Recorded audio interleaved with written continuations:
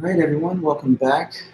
Good afternoon to those of you that are just chilling, watching. We'll be getting started in a moment here, but it's not yet 4, so I'm just providing a little buffer for people to arrive to the stream. But anyway, yeah, we'll be getting going in about 7 minutes roughly. So if you're here and you're just hanging out, welcome to class, and you had a good weekend. Just got some more notes from a new chapter of the book, and to wrap up the last few things from chapter 3.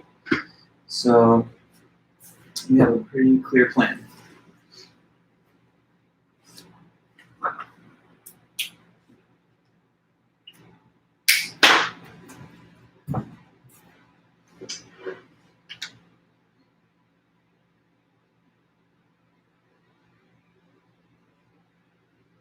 Hi there, Miguel. Good to see you.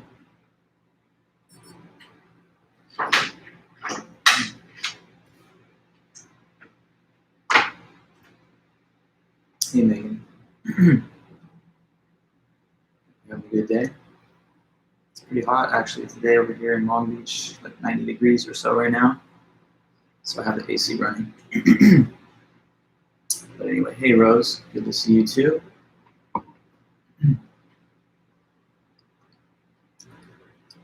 A little iced tea.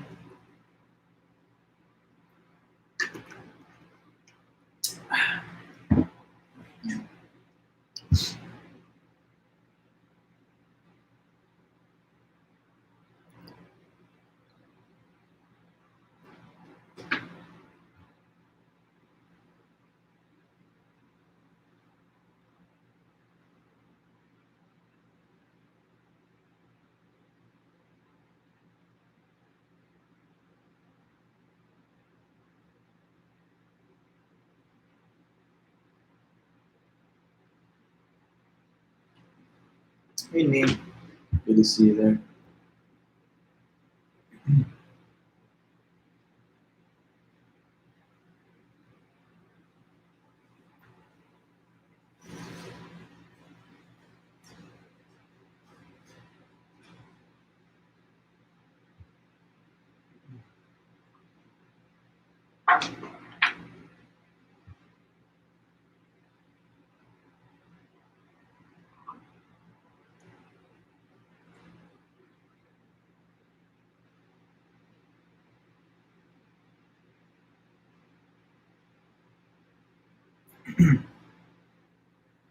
I was thinking it'd be kind of nice to have like a big clock somehow, like in the frame.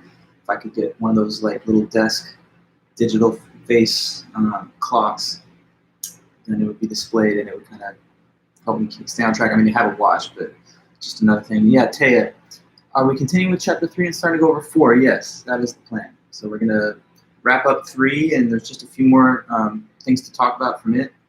Then for sure, yeah, we're gonna start diving into the new chapter 4. And then that's the last new material, chapter 4, that we're going to look at before the midterm, which is in 2 weeks. Yeah, thank you.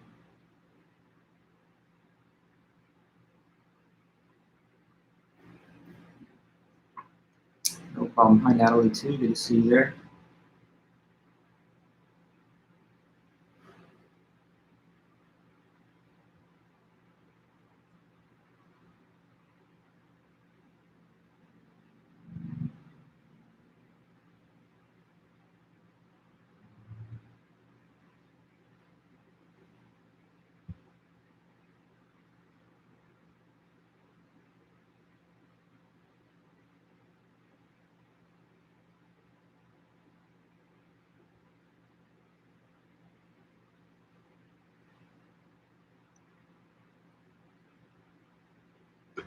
The communication styles, yeah.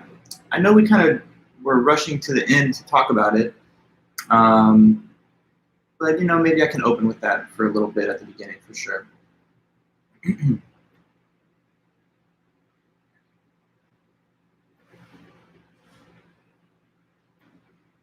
And good to see you other guys here, Fernanda, Betsy, everybody.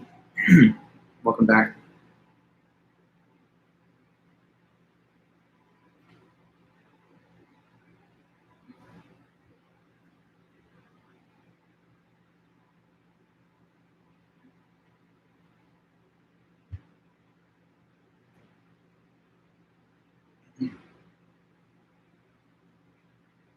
Figure, is this your guys' last class for the day? Probably for most of you, huh?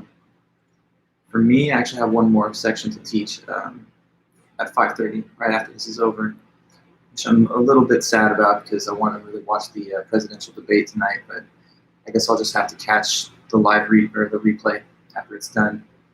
Hey, Alec and everyone else.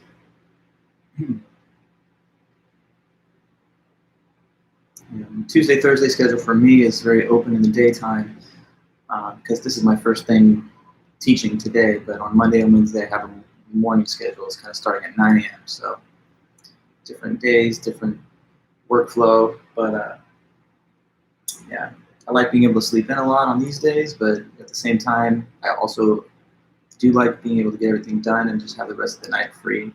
So I guess it's just sort of picking and choosing, pros and cons. Hi, Eduardo. So we just got another maybe minute and a half, and then we'll get underway.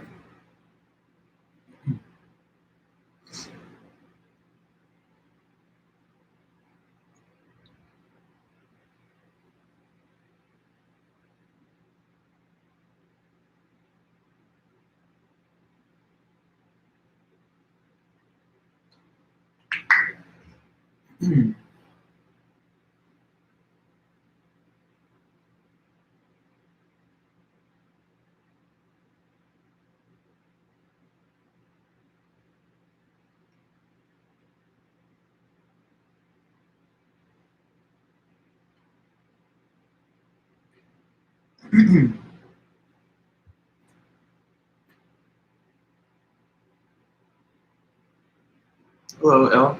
Good to see you there. Okay.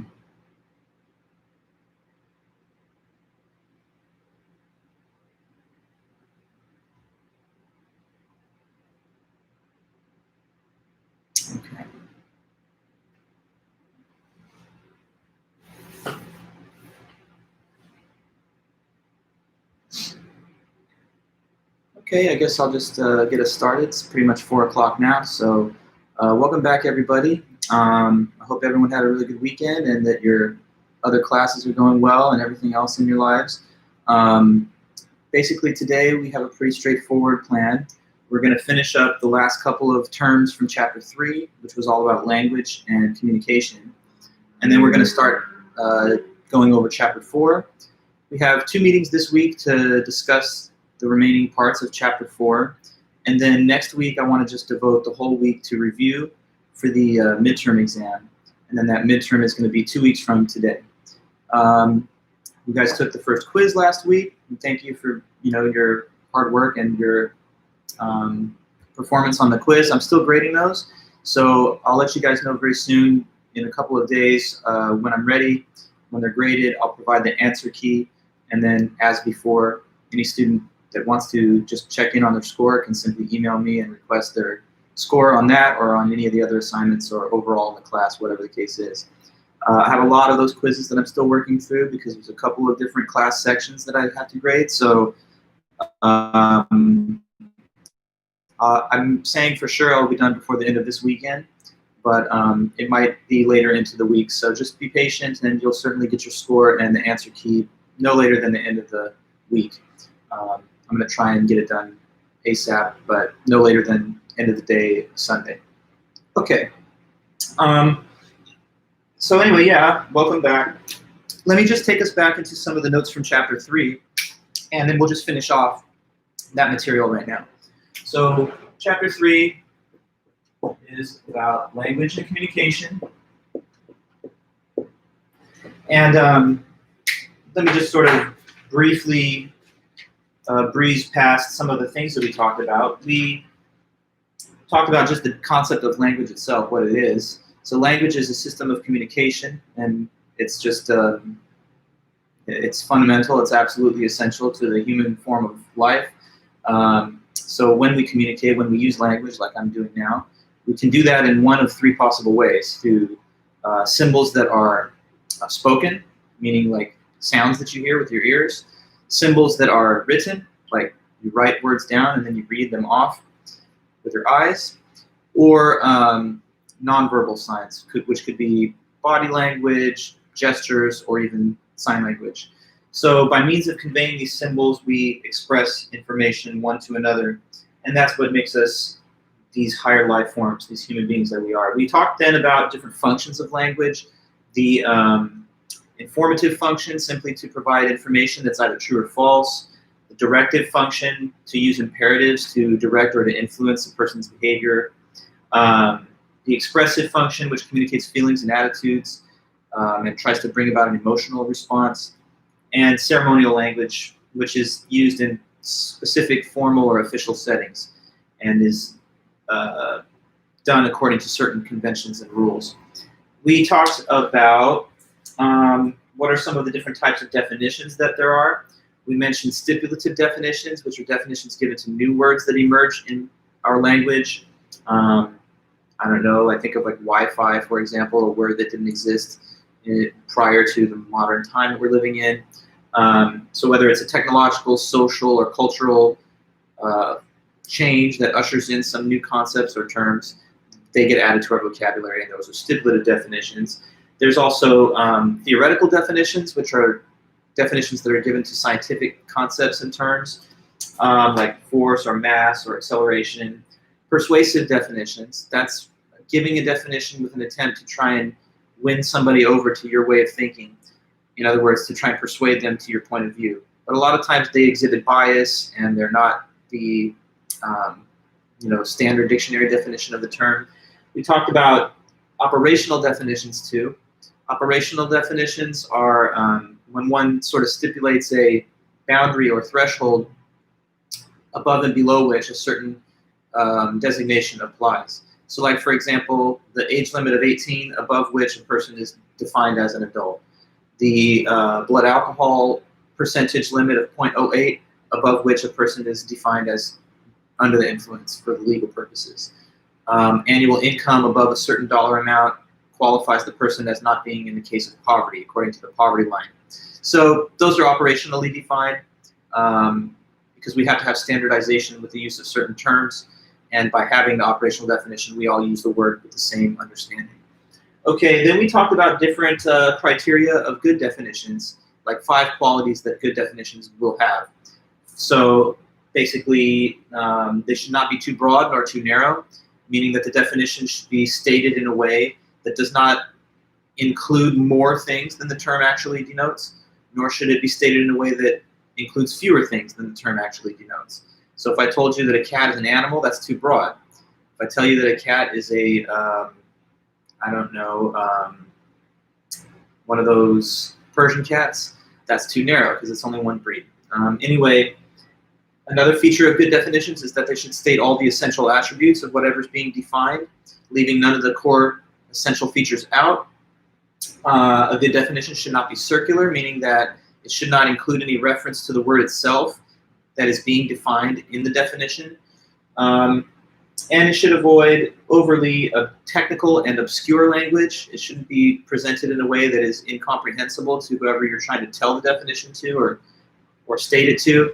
And then finally, it should avoid emotionally charged language, which tries to play on the emotions of whoever it is that's receiving the definition. We should just be giving standard, denotative meaning of the term if we can.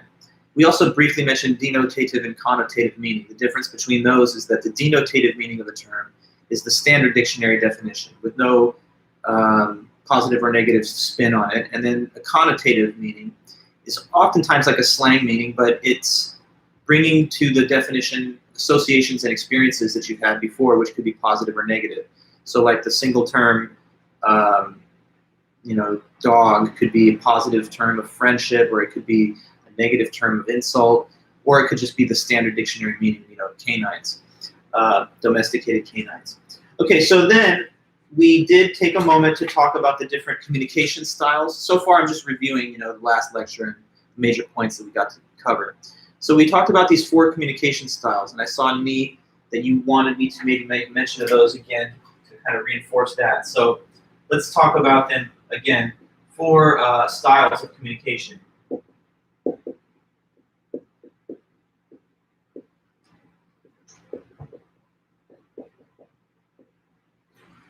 Okay, so one of the 4 would be aggressive. And for the aggressive style of communication, the person who uses this approach is the type of person who just wants to get their way no matter what. So one wants to get their way at all costs.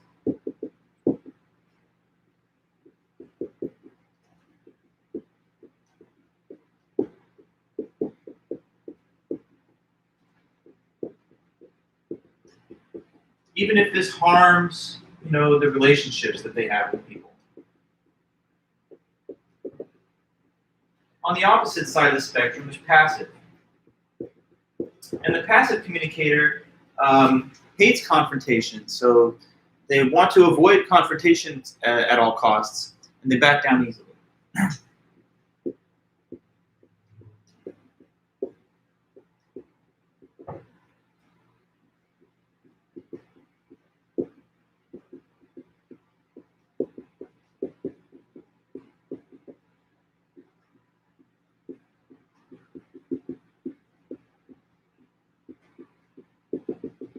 Okay, so that's the passive type. Then you have assertive, which I've said, and I do believe is kind of a good general approach when you're not sure of what you should do in a given scenario. So assertive, that's when, sorry, I was trying to get this a little bit clear. One says what they want or need honestly and with confidence. So one says calmly and confidently what they want or need.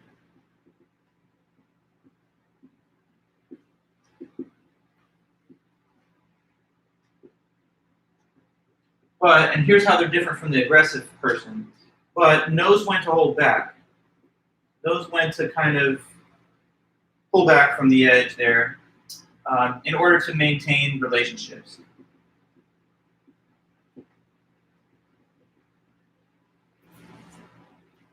I'm saying here to preserve relationships. That's getting at the bottom of the board, but that's what I'm writing there with my hand. See?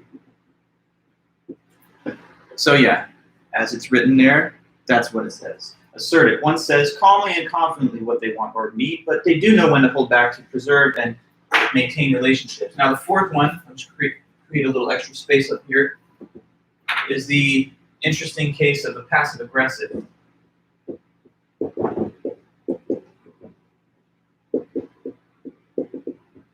Now with the passive-aggressive individual, they kind of blend these two approaches together. So on the one hand, they don't want to come right out and tell you exactly what they want or need honestly. So they're passive in that sense, but also aggressive because they still want to get their way. So a real passive person doesn't really care so much about getting their way. They just want to avoid the conflict. But a passive-aggressive person kind of wants both. They want to not confront you, but still get their way somehow, indirectly. So passive-aggressive. One will not say what they want or need openly and honestly.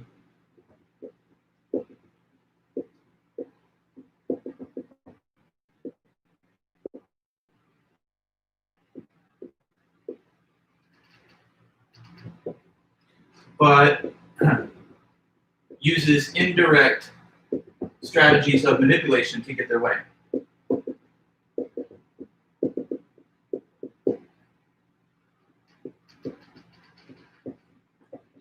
Can I get it?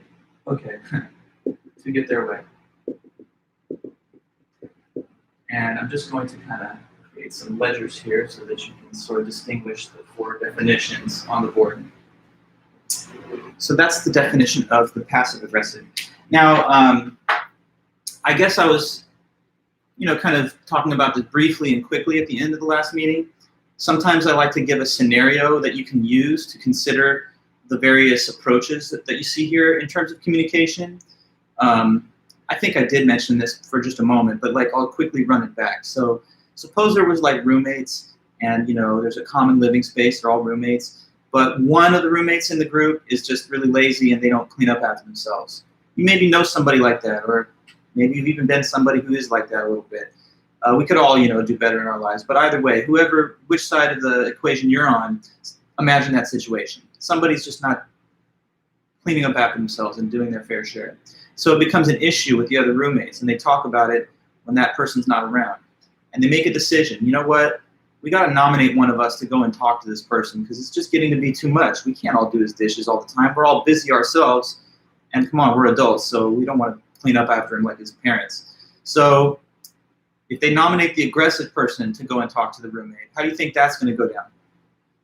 Like, what do you think would be the real kind of, I don't know, anything you could say about how that type of interaction would go? We're telling the aggressive guy, hey, why don't you just talk to him? What do you think he'll do or say?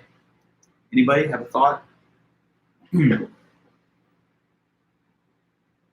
Let's see. I'm just asking for something in the chat, so once I see you give me something, then I can move on from this question.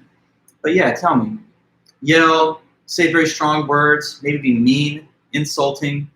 Yeah, and so I see you guys, an argument may occur, someone's feelings could get hurt, threaten them a little bit even, do the dishes or I'm going to kick you out. Yeah, kind of make real or implied threats, raise your voice, get at them personally. You know, okay, so that's basically the idea. And look, sometimes I guess that's needed, I guess, in life. You know, sometimes you're dealing with another aggressive person and they just won't listen to reason unless you do something to kind of cut through their defense mechanisms. But I think in general, it's a little bit risky because there's always the potential for hurt feelings, destroyed relationships, and then escalation too. You know, if you got two aggressive people going head to head, no one's going to back down, and after a while, they might just break the relationship apart or worse. So maybe you can get your way sometimes by being that way, but it comes at a cost. It comes at a social cost usually. And so if you care about your friends and having those long-standing relationships, then sometimes you got to stand down from your aggressive posture of communication. Now, passive, that's different. That's much different. What do you think would be the way if they say, hey, passive guy, we want you to go talk to him? So passive dude's going to go speak to the person about the dishes and their problematic, you know, uncleanly behavior. What do you think that would be? Would not want to do it? Okay, first of all, true. Yeah, they'd probably be like, really, me? Come on, guys, I don't want to talk to the person. Like, I'm not even really that bothered by it. I know it's not fair, but I don't want to get in their face and talk to them. You know, so they probably wouldn't want to do it. But if they you know, had to do it, or if they brought themselves to do it, you're saying lie that they did it. That's a funny one, Eduardo. Yeah, they're just like, oh yeah, I talked to him. It seems like he's going to do it. I don't know. He's kind of blowing it off, but they really didn't want to get that interaction going.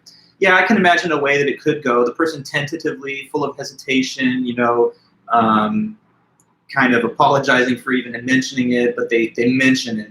And then if there's any disagreement from the other party or any pushback at all, it would just fold and just be like, okay, well, you know, I really didn't want to bring it up anyway, so just never mind. So that's passive. Passive people, they don't really hurt people's feelings too much, so I guess that's something of a benefit, but they also don't usually get their way.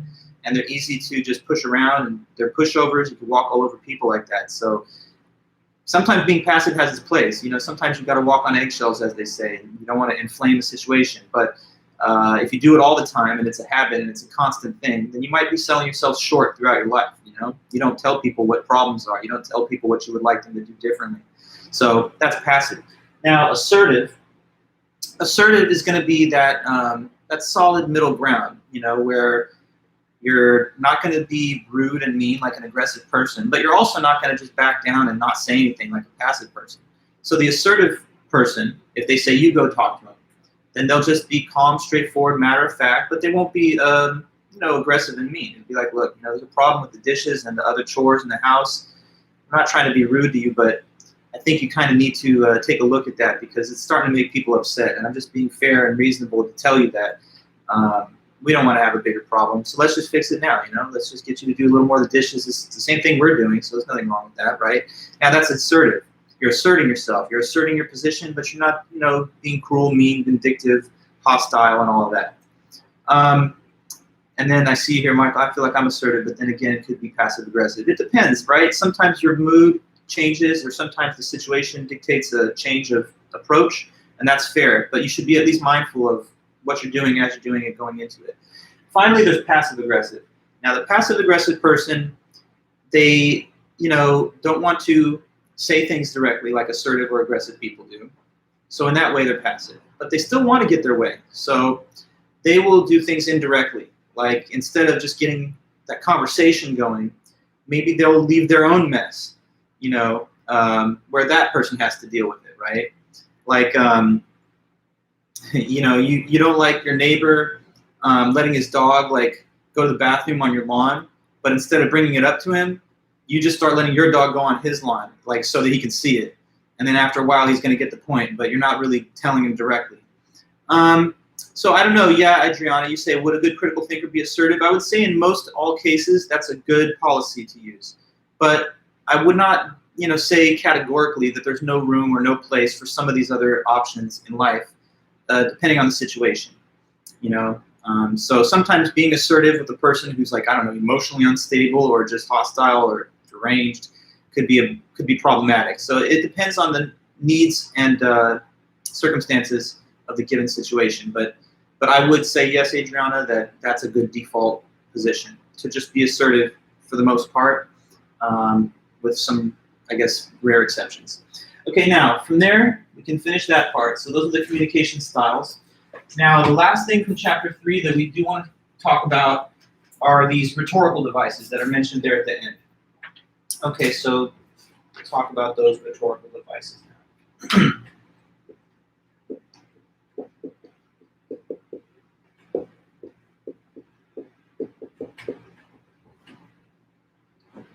Okay, so rhetorical devices are when we use language in order to kind of manipulate the person's belief or attitude about something. You need to be alert and aware of what these rhetorical devices could be so that you're not so easily tricked, manipulated, or deceived by them, and so that you can point them out and understand when people are doing it, when marketers, advertisers, media members, politicians, or just members of your community do these things. So knowing's half the battle, right? If you don't know what these different concepts are, then you can't necessarily do any better than the people who commit these kind of logical and intellectual errors. So rhetorical devices. Let's start with one, which is called euphemism.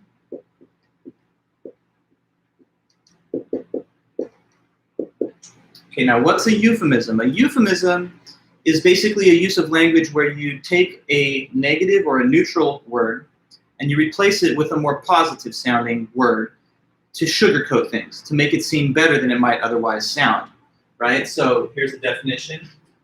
One replaces a negative or neutral word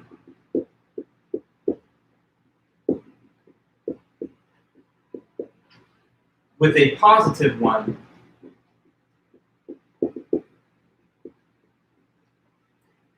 in order to sugarcoat the truth.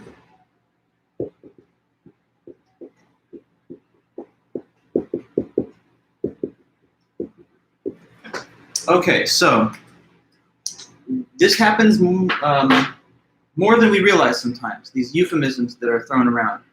Let me give you some examples of how that is done. So sometimes it's seen in the consumer marketplace or when you're purchasing something. Say that someone's trying to sell a car, and the thing about their car that they're selling is that it's old. So, that doesn't sound like a good thing if you just put out the ad, old car for sale, ancient old car, let me know, what's your offer? You want it to sound appealing, right? So to generate that interest, what's a more euphemistic way of saying that it's old, that sounds better to the ear? We could say instead of old, let's give it a different label that sort of expresses that, but it sounds like more positive. Like what? If it's a car, vintage, yeah, exactly, classic. It's retro. This car is a classic, vintage, retro automobile. Now, doesn't that sound better than saying it's old and it's used up? But it's the same car, isn't it? Antique, good example too, Alec. It's the same car whether it's described as classic and vintage or old and decrepit. So it's just language there that is trying to shape the person's perspective towards it in a more positive direction so that they'll want it. Other cases, maybe somebody's going to sell a house.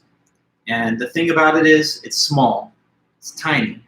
So this is a cramped, tiny little small house. That doesn't sound so good. So when they put out the listing, they might ask the realtor to describe it somewhat differently. They don't want to say small, tiny, but they might say what? What could be a euphemism for something small? Cozy, exactly, comfy. Cozy, comfy, quaint, charming little cozy house. Now that sounds positively snug and inviting, but it's the same house, right? Whether you describe it that intimate, that's funny, yeah, there's like a big band playing like a tiny show, an intimate evening with blah, blah, blah. Exactly, so those are examples, right? Sometimes people do this in describing, the person's body type, instead of saying small or whatever, it'd be petite or, I don't know, large, just like robust or something. So by using language, we can shape a person's perspective towards something. Maybe here's another classic case. Someone's dead. That's definitely not a nice sounding thing to say. But often, to make it sugarcoat that a little bit and make it sound a little bit more, less dark and everything, we might not use the term dead, but rather someone says that they're what? These euphemisms, passed away, exactly, passed away, or they're in a better place. They've,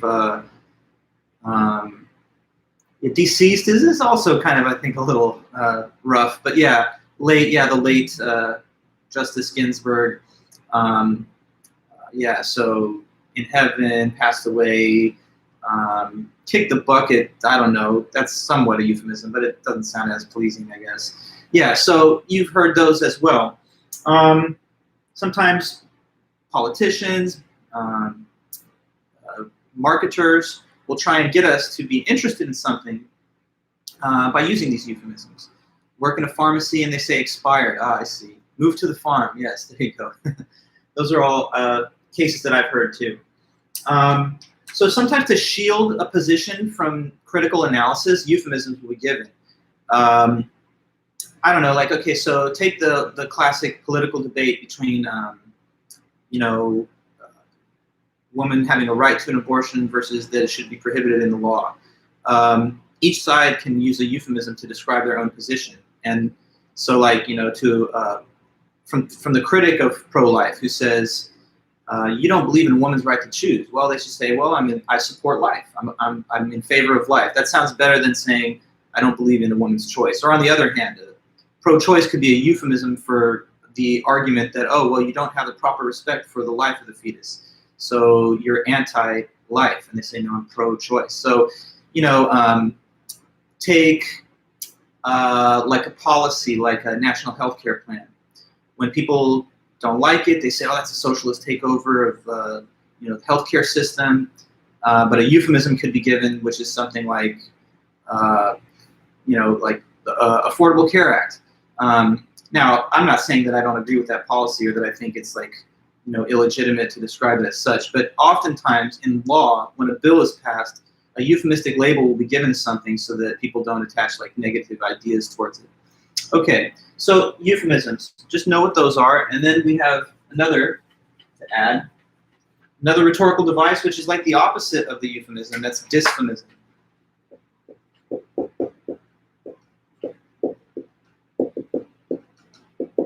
As you can probably guess, dysphemism is just when you take a positive or neutral sounding term and replace it with a negative one to create disapproval towards the thing. Okay, so one replaces a positive or neutral sounding term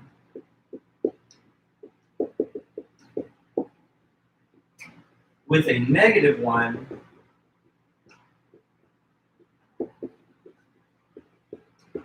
to create disapproval. So this is just using a rhetorical device for the opposite effect. Instead of sugarcoating something and making it seem better, nicer, more pleasant than it otherwise might seem, this is to do the opposite and to make something that otherwise sounds, fair, reasonable, good, like a bad thing.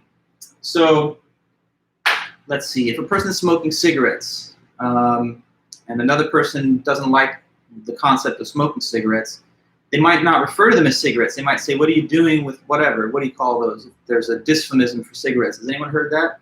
I mention it because this one's in the book, so just throwing it out there. Yeah, cancer sticks, correct. Now, cigarettes are probably, well, they're not a good thing, and they're proven to be unhealthy for you, but You kind of don't allow the person to come to their own conclusion about the merits or harms by just describing it as a cancer stick. So that's certainly a loaded term that creates that fear and disapproval, whether it's justified or not. Other cases of a dysphemism. Okay, so there's this policy that's existed for a long time, which is called the estate tax. Sometimes it's known as the inheritance tax. And basically all it is that if you're wealthy enough and you have enough money or property to turn over to your children when you pass away, when you die or pass away, whatever, then the government collects a certain portion of that estate as a tax. Now, not everyone agrees with this policy, and you're right, Eduardo. To those who are opponents of the estate tax, they don't call it the estate tax. They call it the death tax because it sounds much, much more harsh.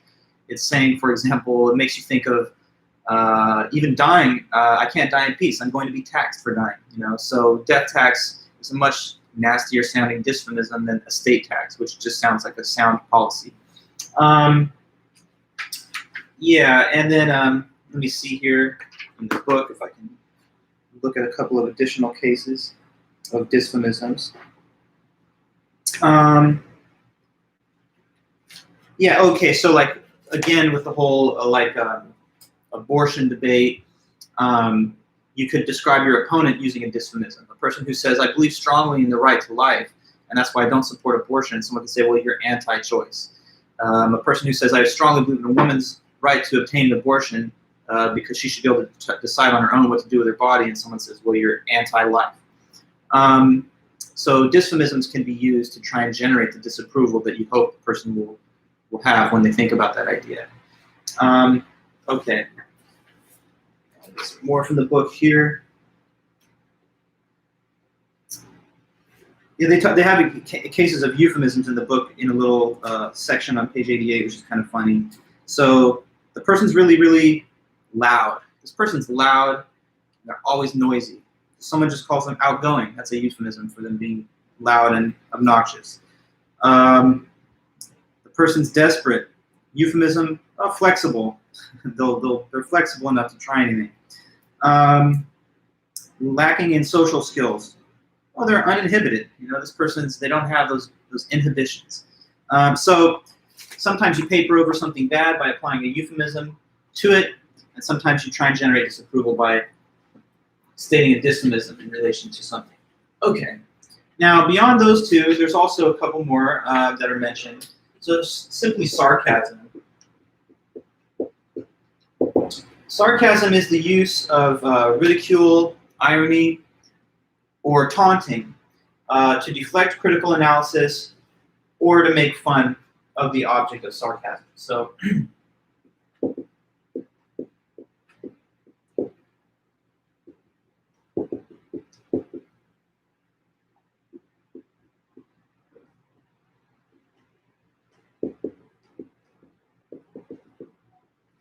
use of ridicule, irony, and taunting to deflect critical analysis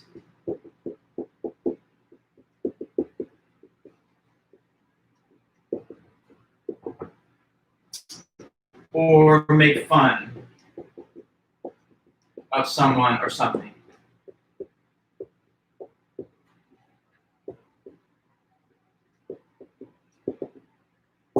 Okay, so sarcasm is a concept and an idea that I think young people like any of you guys will certainly be well experienced with.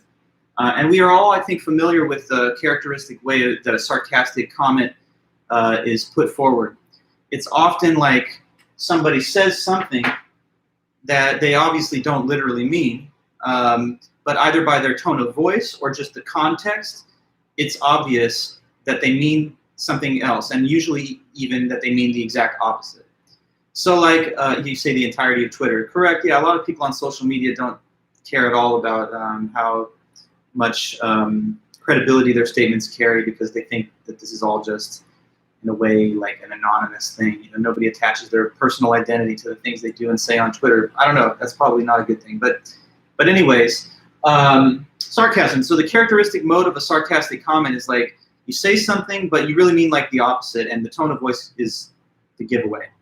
So imagine that, you know, you're some friend comes over and they're hanging out at your parents with you, and like they accidentally knock over like a precious family heirloom, right? That can't be replaced, and so that's not good. But maybe sarcastically, you could say to them, "Wow, like amazing, timing," or smooth move, man. That's great. Look at this, So like you clearly are mad, you're upset, you think that they're clumsy or like a buffoon, but you give them a sarcastic compliment, which sort of reinforces the way that you're making fun of them in that case.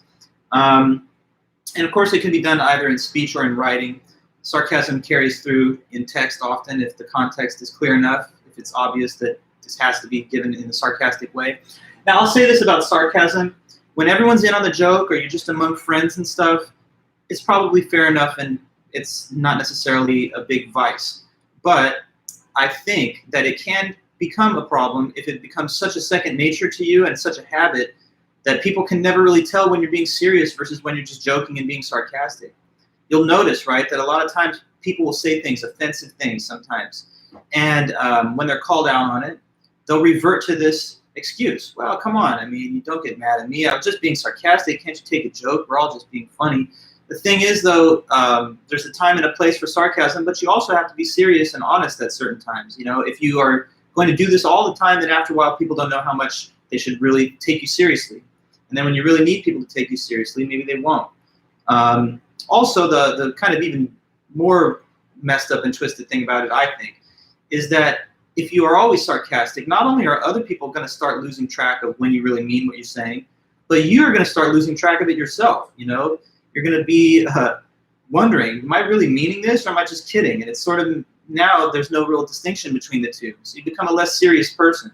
I mean, maybe some people that doesn't bother them at all, but I don't think it's necessarily the best intellectual ideal to aspire to. So anyway, sarcasm, it's fun, it's good. It's something that you should do sparingly, though, and not all the time.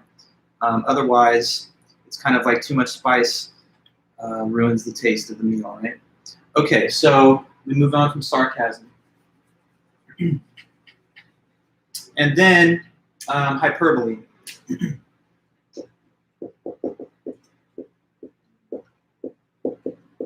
Hyperbole is pretty simple. It's just the use of an exaggeration or overstatement to distort the truth.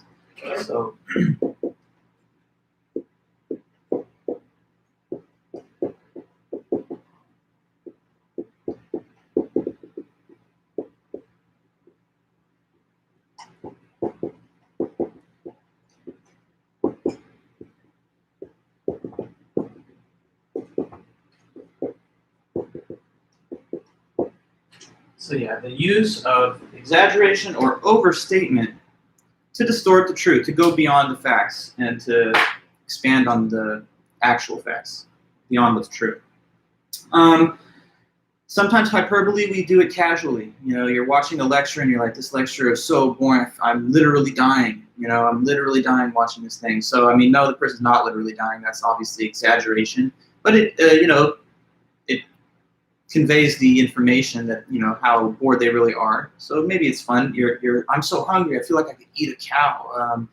No, you couldn't eat the cow because the cow certainly has more mass than your whole body. But, that again is an exaggeration, a little use of hyperbole to maybe in a humorous way indicate how deeply hungry you are. Now, in innocent little cases like that, it's not necessarily anything to worry about. But the problem with hyperbole is that sometimes, again, as with the case of sarcasm, people can get into the habit of doing it all the time. And if you're a serial exaggerator, as they sometimes call such people, then just as before, people won't know when you're really meaning what you say and saying what you mean, or when you're just exaggerating again. If you've ever heard the old children's nursery story about the boy that cried wolf, right? He always cried wolf when there was no wolf, exaggerating the danger. Then when there really was one and he was crying out for help, nobody believed him because they were used to him always overhyping things. So, you can get yourself into trouble personally, professionally, even legally, when you exaggerate all the time and you form a habit of doing that. So it might be funny when you're just saying, oh, I almost died, I was laughing so hard. But where does it end? If you are exaggerating your work history when you apply for a job, that's not good. If you're exaggerating aspects of your personal history when you're dating somebody or getting to know them, that's also dishonest, and that's not good. So honesty is usually the best policy. Maybe there's those occasions in which a little hyperbole is all fun and games, but we shouldn't necessarily revert to that as a default procedure. Okay, so then one more, and then we will end chapter 3. So just the last part of these rhetorical devices is simply the concept of deception. But actually, you know what? I'm going to divide this into 2 terms. So there's passive and there's active deception. Active deception and passive deception.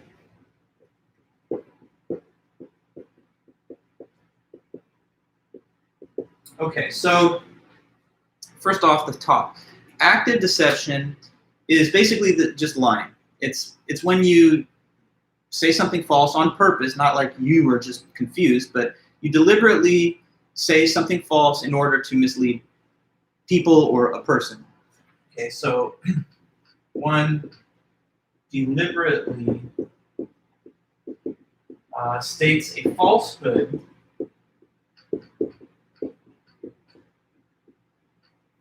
in order to mislead.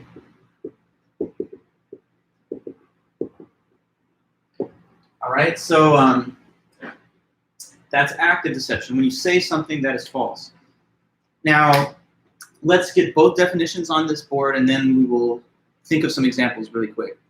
So just using your common sense, what do you think would be passive deception if active deception is saying something false, providing false information?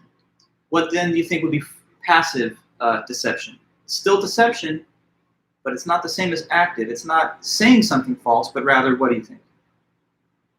What could passive deception be? Any guesses? Good, then. Yes, exactly, Jasmine. It's not, Adriana, partially true, but instead withholding information. So trying to not let somebody find it out. That's different from saying false things. It's the omission of true things. Okay, so one withholds the truth.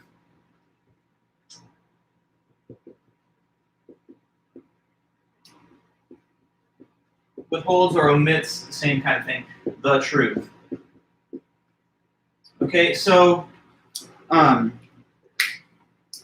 let's see here. What about if a person was going to use active deception when they go into the job interview and talk about their work history? If they're going to use active deception in the interview concerning their work history, well, what would the example be? That would be like if the person did what? So I'm asking you, what would be the case of active deception in the situation of an interview? They would say that they work jobs that they have not. Okay, good, Jasmine. They would say false things, knowing that they're false, in order to mislead the interviewer into thinking that they had more experience or better qualifications than they did. So that would be like, you know, if a person says, oh yeah, I graduated top of my class from Harvard, or, you know, they didn't graduate at all, or they gave false information about their prior work history, okay, that they held high positions when they didn't. Good, and you would be like that kind of thing, lying and saying false things. What would be passive deception in the same situation in that interview? They're going to try and deceive, but passively. So that's not making false claims or false statements about their prior work history, but rather what? What do you think that passive deception in the same situation would be? Not to claim false work history, but rather instead to what? Let me know. Not mention positions they had at previous jobs, right? Withhold how those jobs ended. Okay, good. So you can see passive deception would be concealing information that might be judged negatively. Active deception is providing false information that's going to be thought of favorably to the person making the lie. If someone was cheating in their relationship, active deception would be like lying to the partner. I'm not cheating. I've never done that. I swear, I promise, I'm not cheating, but they are. That's active deception. Passive deception would be carrying on the affair and just never trying to let the person find out. So anyways, there you guys go. There's 2 types of deception, and as before, it's always a good thing to be honest. We rely on the truth that people have in their statements. If everybody was always deceiving each other all the time, then it would be very hard for us to have a common set of facts and a world that we could all live in together and prosper in together. So, you know, maybe sometimes little white lies are innocent enough, and sometimes maybe they're even for a good reason. Someone asks you, how do I look today? You don't think they look so good. Or how was this meal that I cooked? And you think it was gross. But you don't want to hurt their feelings, so maybe you tell a little innocent lie in that case. But lying becomes a habit. And you may think that you reap rewards from being dishonest, but it really cuts away at your character to the core over time. And I just think that you'd be better off being honest. And that's, you know, I think a pretty well shared opinion. So that's where we end chapter 3. Now we can close that chapter and open another one. So we're moving in now to chapter 4. And chapter 4 is all about knowledge and the limits of human knowledge. So that's what we'll put here.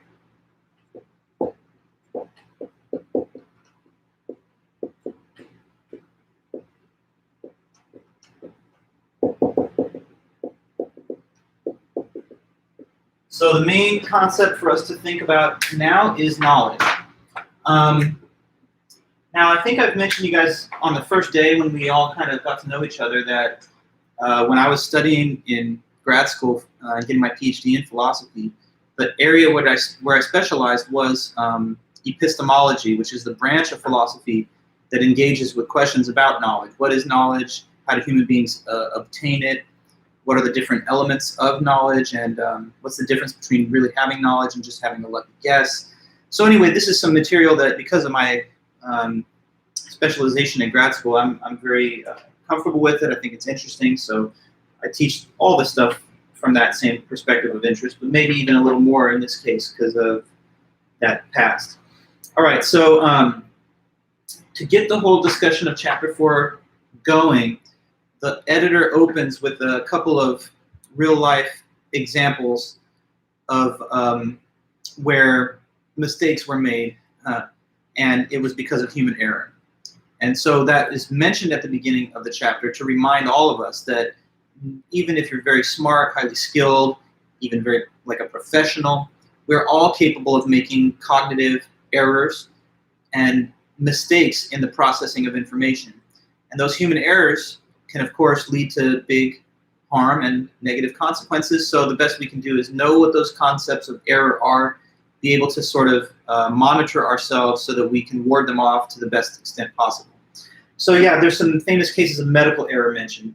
For one, they talked about in 1995, there was this guy, Willie King, 52-year-old, and he needed to have one leg amputated because it had become infected and gangrenous, and therefore they had to remove it to save the rest of him. So he was scheduled for surgery to get that leg amputated. He was all anesthetized and dressed and ready for surgery, but what happened was the medical team of surgeons inadvertently operated on the wrong leg, so they amputated the healthy leg. Can you imagine how horrifying that medical mistake is? Because after that, he becomes a double amputee, since he still needed to have the affected leg removed anyway. So, you know, that's a mistake in a simple way that can certainly mess a person's whole remaining part of their life.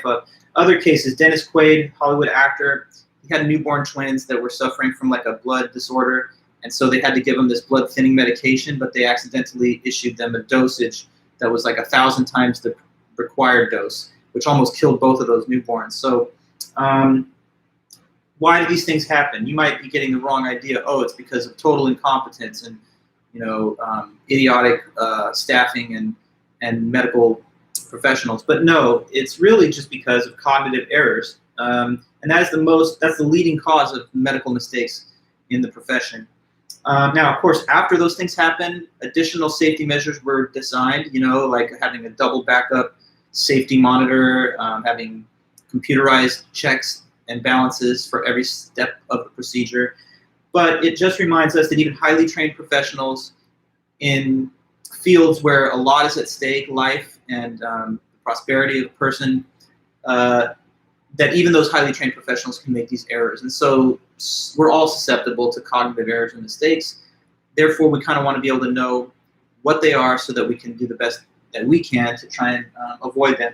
So good critical thinking requires that we evaluate evidence carefully, that we are mindful of the mental mistakes that any of us can make so that we avoid jumping to the wrong conclusions and acting in a way based on those incorrect conclusions. So let's just now start off with the first major definition of the chapter 4, and that is the word knowledge itself. What is knowledge? Well, you'd be interested to know that there's actually a pretty detailed definition of this in philosophy. So the classical account of knowledge, which actually dates back thousands of years, we have ancient Greek writings from Plato, Socrates, Aristotle, which did discuss this concept of knowledge. So it's really long-standing consensus view. Knowledge is generally thought of as information that we believe, which is true, and for which we have justification. So let me put that here. Information that we believe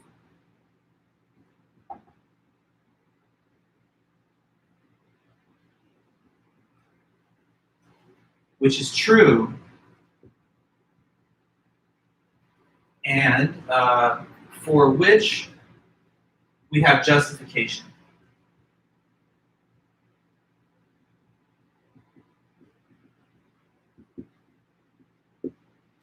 So the standard way of framing this definition is that there are three big ingredients or elements to the definition: truth, belief, and justification.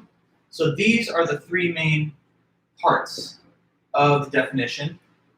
And people who work with knowledge in philosophy, epistemologists, kind of like me, there's an acronym that has become, I guess, popular to sort of summarize this briefly, and that is to simply say that K, which stands for knowledge, is equivalent to the conjunction of JTB. So K equals JTB, where JTB are just the three initials that stand for justification, truth, and belief. I'm not doing the best job of representing the downward, acronym list there, but that's what they say. Justification, truth, and belief. So knowledge is a justified true belief. Let's go over those three points very quickly, because two of them we've already talked about in some good depth way back in the beginning of the semester. So let's remember together, what is it for a person to believe something? For a person to believe a statement or a sentence, remind me and the others, what does that mean? If one believes some statement, this just means what, in other words? That they think it's true. Good, Ryan. So to believe any statement is to think that it's true. For example, right now, I think you believe that I'm holding this marker. And why do you believe it? Well, because you're looking at the video and you can see the image displayed of the marker in my hands. So, of course, you think it's true. Seeing is believing, right? Now, what is truth, though? One thing is belief, and that's when you think something's true. But what is it for something to be true? What is it when a sentence is true? Let's go over that again. For a sentence to be true, that means what? Based in reality, Ryan, yeah. There's this kind of correspondence notion that's built into the concept that a true statement is one that matches the facts. So if I'm telling you that I'm wearing glasses, is that true? It is, because it's not just something that is said, it furthermore matches the current circumstances. So it is true that I'm wearing glasses. If I take them off, now it's not true, okay? So a sentence matches or doesn't match what's going on. If I say I'm not wearing glasses right now, that's true, okay? And so it just depends on whether the statement aligns with what's factually going on. If I tell you that there's the presidential debate at 6 p.m., that's true. That's just the schedule that it does have. If I told you that that it already happened earlier today at 4, that's false. So truth happens when a statement mirrors the actual reality. I don't know how much more I could really say about that. So these two things then have to be in place for you to have knowledge. You have to think something's true, but it also has to be true, so you have to get it right. But then there's that third ingredient, so let's make sure not to forget it. And we have to talk about it a little because I don't know that we've covered that. What is justification? It's a word that might already be somewhere in your vocabulary, or even if not, I think you could deduce what it might mean from just discussions of the concept that you maybe have heard. But what is, do you think, justification? If a person has justification for believing something, if the person's belief is justified, what do you think that does mean? What does it take for a belief to be justified versus not being justified? Okay, Jasmine, absolutely yes. Evidence. So justification is just having good reasons or evidence to support your belief. Okay, so let me make that clear by putting it here. Justification.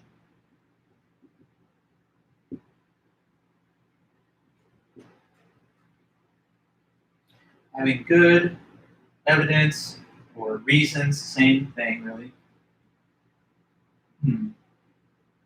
Having good evidence or reasons to believe something.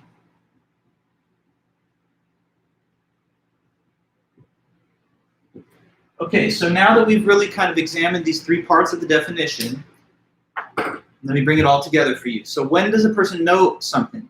When all three of these pieces fall in place. When they think something's true, when it is actually true, and then third, when they have some kind of evidence that they know of that justifies that belief, which is true.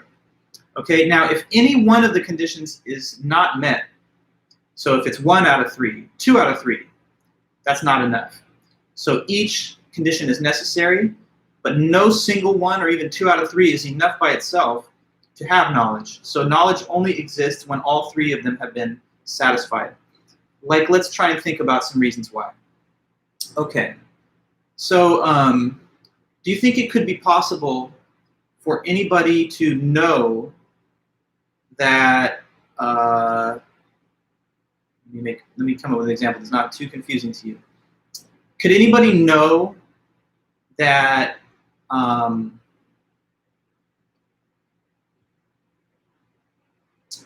think of a person long deceased, so, and that there's no mystery or controversy about the person no longer being alive.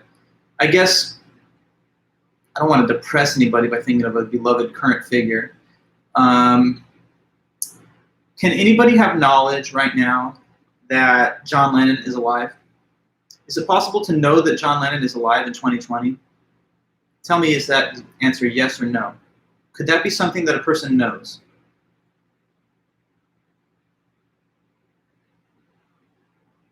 What do you say? Jasmine, good, no. Adriana, also no. Perfect. Yes, but why? Let me get the reason though. That's the right answer. You can't know that. That's not something that anybody can know, and it's simple. Why is it not eligible to be known? That's something that is not capable of being knowledge, because it's not the truth. Exactly, Jasmine, and you made an additional point which is helpful for me. That's something that a person could believe, maybe. You know how people believe, some people believe that like Tupac is still alive or whatever? A person could believe that, but if the guy's dead, then they don't know that. Because knowledge is not just having a belief, it's having a true belief.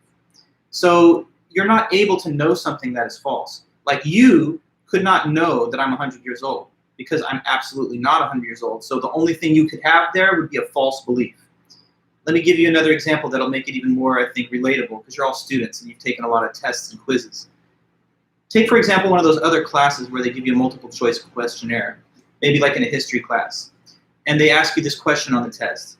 What year was the Declaration of Independence signed? 1776. So they give you 4 options, 4 bubbles you could fill in. A, 1776. B, 1876. C, 1976. D, 2024. Okay, you heard the 4 options? 1776, 1876, 1976, 2024. Question is, what year was the Declaration signed? Now suppose that a student fills in 1976, bubble C. Did they know the answer? Is that knowledge right there? What do you think? Do we give them credit for having knowledge? Of course not. Why not? And the answer is obvious. They don't know it because the information they gave is false. That's not when it happened. So they could believe that if they're totally off with their facts and history, but they can't know something that didn't happen. So that's not the correct answer. Now, that shows you something. That shows you that truth is absolutely necessary in order for a belief to count as knowledge. It's absolutely necessary because we would otherwise give people credit for knowing things that are false. Your professor would just say to you, look, you filled in the false answer, but you know what, whether it's true, whether it's false, knowledge is everything. It's when it's true beliefs, it's false beliefs, knowledge is anything and everything. That's definitely not the case. We give people credit for the knowledge when they get the right answer. Like the wrong answer, we don't say, well, you still have knowledge. They didn't. Okay, so correct answer is a requirement for knowing. But there's a little more even than that. Okay, now let me add some discussion about why that J justification condition is necessary too. Take our student, a hypothetical student, they're filling out that question on the exam, but they're really, really bad with history and they don't know dates. So they look at the 4 options and they try to reason. So they're like, okay, I see the 4 options. It says A, 1776, B, 1876, C, 1976, D, 2024. Oh my goodness, I have no idea. I do not know the answer, but let me just try and think about it. Okay, well, 2024 is in the future, and I guess they couldn't have done it all in the future, so because this is a history class, so it's got to be one of the first 3. Now, 1976, that just does, I know it's something with 76, but 19 just doesn't seem right. And so I'm narrowing it down to number 1 and 2. Is it 1876 or is it 1776? Well, I have no idea, but I'm 17 and that's my favorite number, so I'm just going to fill in A. Why not? Let's go for it. Fills in A. And did they get the correct answer then? Yes, but did they have knowledge? Does that student that got the right answer just by luck, do they know the answer? No, they didn't know the answer. So what's wrong? They got a belief. They believed, at least in the moment, that that was the right answer, and it was true. So it was a lucky guess, exactly. And what was missing was the justification element. When you have justification, you don't fill in the bubble randomly. You do it because you're thinking, okay, here's the reason that that's the correct answer, because the Constitutional Convention was attended by James Madison, blah, blah, blah. They give these facts. And they fill it in full of confidence because they say, I know that answer. I have the reasons in mind why it's the correct answer. Okay? So just a lucky guess is not knowledge. It's better than getting it wrong, I guess. But if the teacher actually knew that you're just guessing, then there would be a different basis to judge your performance than merely the correct answer, right? And one last possible case. Suppose I'm a lover of science fiction, right? And I do kind of like science fiction personally, but anyway, say that because of that fanboy nature towards the whole genre, I wish to believe that there's alien life somewhere in the universe, not on the planet Earth. So let's just say I'm one person who thinks that's true. Could it be true? It could be. Obviously there's life here, so it's not impossible for there to be life somewhere else. But would you say that I know that? Even if it's true, I don't know it today because I don't have good enough evidence yet. To know something like that, I would have to have more than just a guess that turns out correct. I would have to have some kind of verification evidence or whatever that I could say it's not just a hunch or a random guess, but it's some knowledge.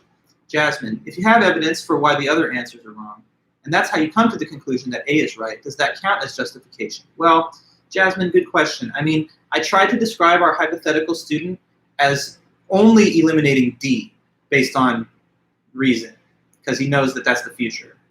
With respect to the other 3 cases, maybe I should not have said that he was sensitive to the fact that 1976 was too soon, because then you might have argued that answer that he gave was partially based on a form of reasoning that led to the correct answer. But it's like he flips a coin at the end. That's what I was trying to go for. He says, I love the number 17, whatever. I might as well just go with that, and it's just a random guess. So the justification can come in degrees. And I would say that if you call that some type of justification, it's still insufficient, and it can't match to the justification that the A student has, who could recite, detailed facts that give credibility to the answer. So, yeah, Jasmine. I mean, justification can arise in many ways, but whether that case bothers you, let me give you another one. Okay. Here's one, and this will be my last example to just drive this point home. How many people are alive right now on the planet Earth? If we could freeze time right now, because I know people are always being born and dying like every second, but suppose at this exact moment, 5:02, 20 seconds, Pacific Standard Time, September 29, 2020, at that split second in time, there's a certain number of human beings living at this moment. Now, Could it be an even number? Could it be an even number? What's the chance? What is the probability that the number of humans alive at this moment is an even number of people divisible by 2? What's the probability of that? It's an exact number. And we can all say exactly what it is. 50-50, yeah, because numbers, integers, whole numbers, they're either even or odd. And there's only those 2 possibilities. So there's a number of people on this planet, and it's one of those 2 things. It's either even or it's odd. Now, suppose I'm a person who has a weird pathological hatred of odd numbers. They just bug me, got some weird hang-up about them. So in my mind, here's what I want to believe. I want to believe that the number of people on this planet is even. Okay? So say I believe that. Could I be right? You've already said that I could be. Maybe it's 50% chance that I'm right, Would you call that knowledge? Suppose that that's correct, and I'm a believer that there's an even number of humans alive at this moment. Is that knowledge right now? Certainly not, because what's missing? It's a guess. It may be a correct guess, but it's not knowledge because it's not based on any evidence. It's not like I conducted a census of all the human beings and then determined using that information that it's an even number. So so you understand, knowledge is not just the same thing as having a hunch or a guess that just randomly turned out to be true. Real knowledge can't be gotten coincidentally or on the basis of luck. It has to be because of the skillful deployment of the reasons that you actually have awareness of when you got that belief. Okay. Now, if these 3 things are like the 3 ingredients of knowledge, then here's a little metaphor. You need all 3 of those ingredients to make this thing. Suppose that to make a cake, you had to have flour, sugar, and water. Okay?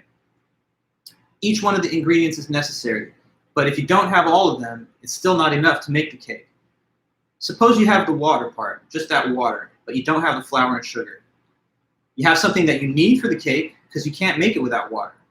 But by itself, it's not going to become a cake. It's just a bucket of water sitting there, you understand?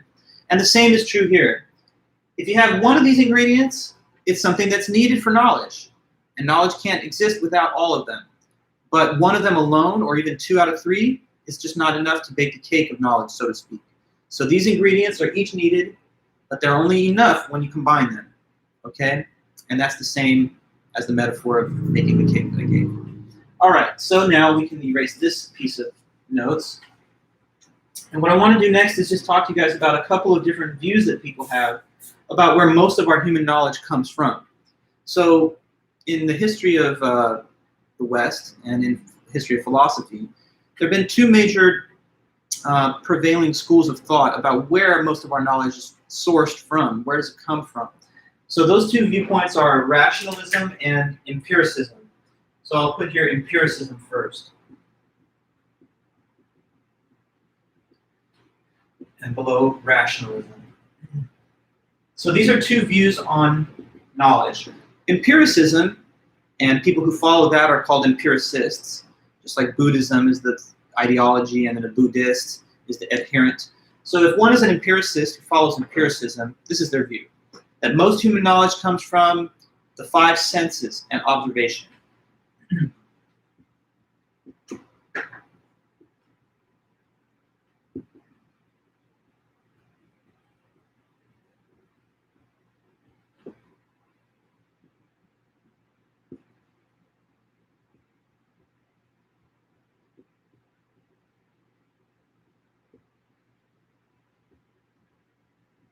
Okay, that's the empiricist belief, that most of our knowledge does come from our 5 senses and the way that we can use those 5 senses to observe things in the world. I'll come back to that, but let me quickly say what is rationalism. So rationalism is the other idea that most human knowledge does not come from the 5 senses, but instead it just comes from abstract thought and from pure reason alone. So they say most human knowledge comes from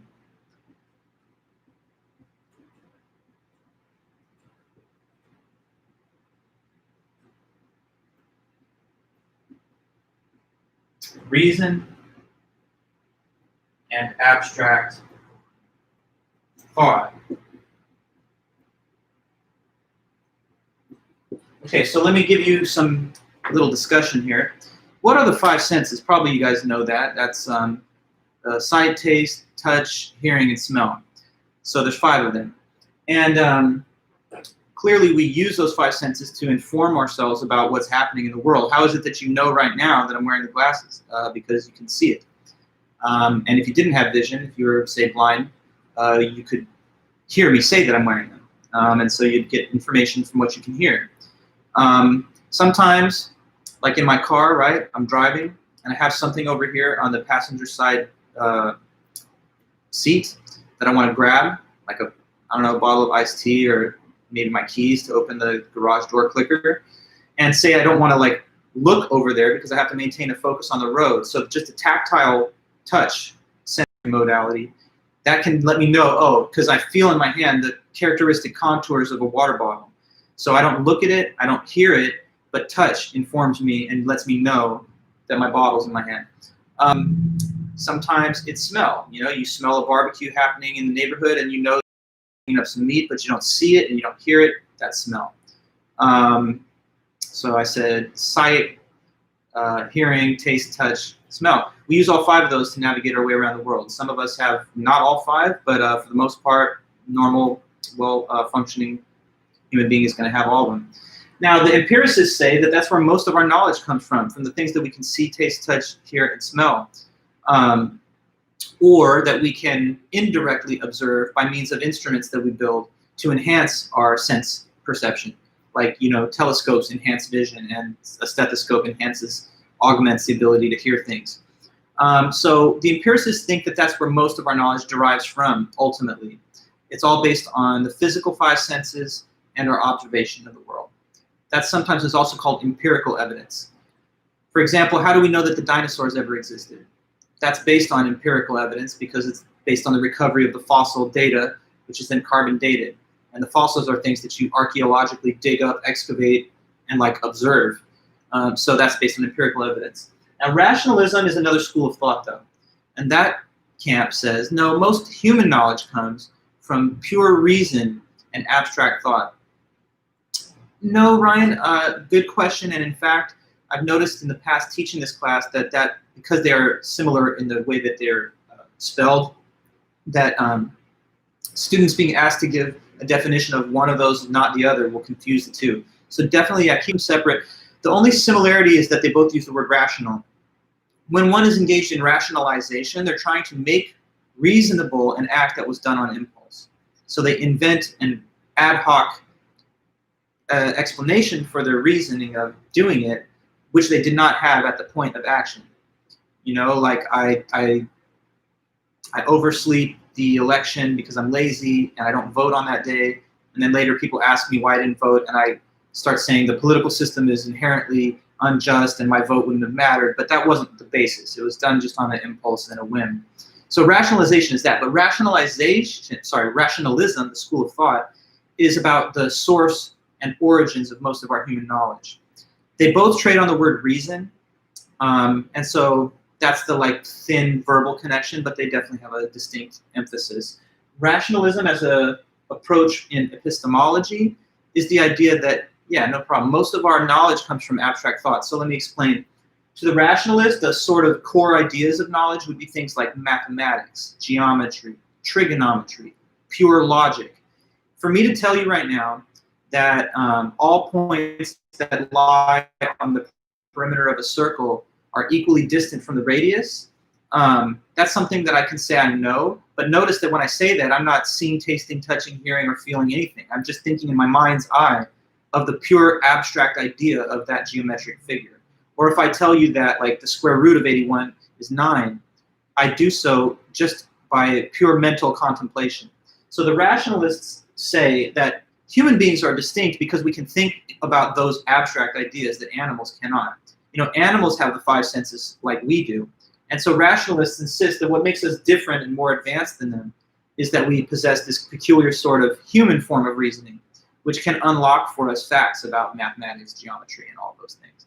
Now, although there are these rival camps in a way, my own view is that they're just, you know, they're both important. You know, the full conception of human knowledge does involve both. And I think that it's important not to just lose sight of the importance of, you know, each type. But anyway, that's empiricism and rationalism. And there's just a few minutes left, so I will close with maybe one more note for us, and then when we come back on Thursday, we will wrap up all the rest of Chapter 4. Would rationalism include common sense? It depends on what it's applied to, but I think it could be. Just intuitions and stuff, yeah, that could work. Like if I have an intuition about a hypothetical scenario that I'm imagining in my mind, then I'm thinking about it rationally without any five senses involved. Like if I just think right now in my mind, well, suppose there were like two neighbors, and one had promised the other person that if they took in their mail when they were away on vacation, that they would mow their lawn for them after they came back. And then the one person reneged on their side of the agreement. That would be unfair, would it not? Because justice requires reciprocity. Now I'm thinking of a hypothetical case, and I'm drawing conclusions from the case, but I'm doing so in a way that is detached from a real event. Maybe an empiricist would say that even when we think and dream up such scenarios, we're deriving the insights from previously experienced sense perceptions. So the debate goes on between the two, but I would say, to keep it short, that common sense does somewhat fall within the realm of the rationalist perspective, yeah. Okay, well, here's what we're going to pick up next time. So I'm just going to kind of give you this to lead off with when we start next time. We're going to begin with evidence. What is evidence? Well, evidence is just something that can prove or disprove a claim.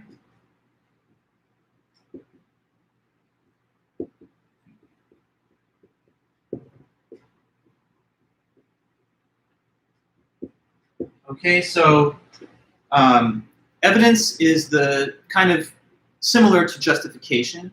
It's the stuff that we need for our beliefs to be justified.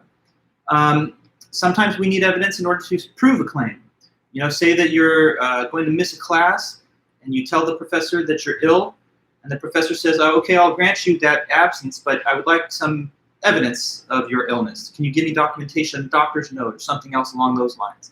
So now you're giving evidence. When you give it, it proves your claim that you are sick and unable to attend. Sometimes you're trying to disprove a claim with evidence. Say that you are a defense attorney and your client has been accused of a crime. So the claim that they're guilty, you're trying to disprove that, and you're trying to present facts to the audience of the jury and judge that will establish that they are not guilty. Then it's a false claim that they are guilty. So you're trying to disprove the claim of guilt. If you're the prosecuting attorney, you're establishing some evidence in court to try and make the case of guilt and prove that. So sometimes it's in a legal setting, sometimes it's just in everyday life, sometimes it's in a professional context or a personal situation that we need proof or that we are asked to provide it. So we're going to talk as we resume on Thursday about what are different sources of evidence, what are some unreliable sources of evidence, and you know, how you can conduct research using different resources, and then we'll talk about some cognitive errors in thinking. So that's pretty much it for today, I guess. So everybody, thanks for your attendance again. And like I've said, I've graded the first homework and I'm working on your quiz. Those will be all done later in the week, and I'll notify you through the Canvas or Titanium system about the results, and you can check in with me after that for your scores. So have a good one until then. Some of you maybe will watch the debate. For critical thinkers, I think there's nothing maybe more appropriate than to watch political debate for those that are running for high office. So take that as perhaps something that you can kind of see a connection to our class. All right, everyone, have a great night then, and I will see you on Thursday.